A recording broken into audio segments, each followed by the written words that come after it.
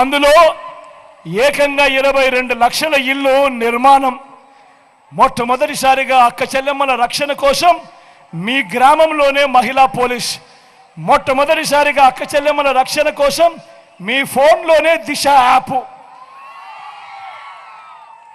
మొట్టమొదటిసారిగా అక్క చెల్లెమ్మలకు ఏకంగా 50% రిజర్వేషన్లు నామినేటెడ్ పదవుల్లోనూ నామినేటెడ్ కాంట్రాక్టులలోనూ ఏకంగా చట్టం చేసి మరి ఇచ్చినది ఈ 59 నెలల కాలంలోనే కాదా అని అడుగుతా ఉన్నాడు మీ బిడ్డ. ఇవన్నీ విప్లవాలు అవునా కాదా అని నా ప్రతి అక్క చెల్లెమ్మ కూడా ఆలోచన చేయమని కోరుతా ఉన్నా.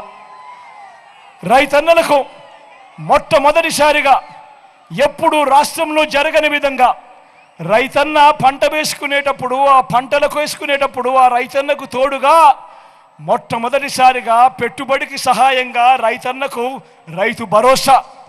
మొట్టమొదటిసారిగా గ్రామాలలోనే ఆర్బీకే వ్యవస్థ చెయ్యి పట్టుకొని రైతన్నను నడిపిస్తూ మొట్టమొదటిసారిగా ఆర్బీకే వ్యవస్థ, దాని ద్వారా ఈ క్రాపు ఉచిత పంటల బీమా. మొట్టమొదటిసారిగా రైతన్నలకు పగటి పూటే 9 గంటల పాటు నాణ్యమైన ఉచిత విద్యుత్. మొట్టమొదటిసారిగా రైతన్నలకు సీజన్ ముగిసేలోగానే సమయానికే రైతన్నకు ఇన్పుట్ సబ్సిడీ.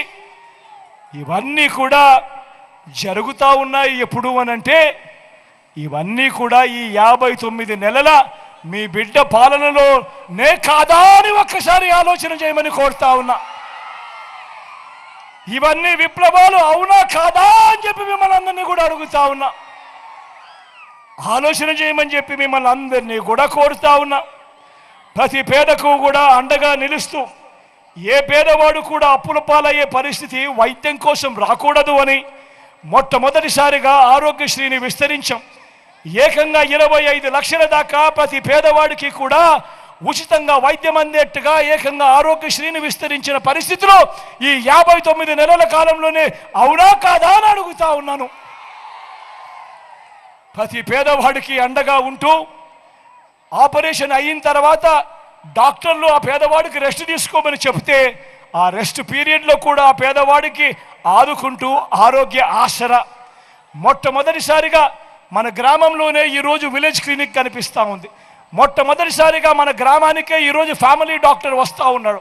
మొట్టమొదటిసారిగా మన ఇంటికే జల్లడ పడుతూ ఈరోజు ఆరోగ్య సురక్ష కార్యక్రమంతో మీ ఇంటి దాకా కూడా ఈరోజు వైద్యం అందుతూ ఉంది అని అంటే ఇది జరిగింది ఈ 59 నెలల మీ బిడ్డ పాలనలోనే కాదా అని చెప్పి మిమ్మల్ని అందరినీ కూడా అడుగుతా ఉన్నాను.